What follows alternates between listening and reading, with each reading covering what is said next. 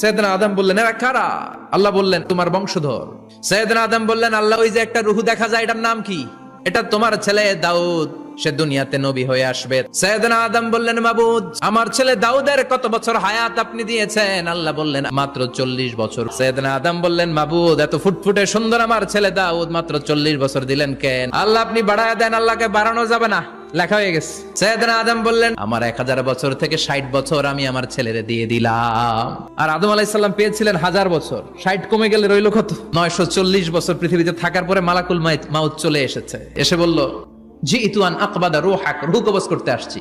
আদম আলাইহিস সালাম বললেন, রূহ কবজ করতে আসছো মানে? আমি বাঁচবো 1000 বছর।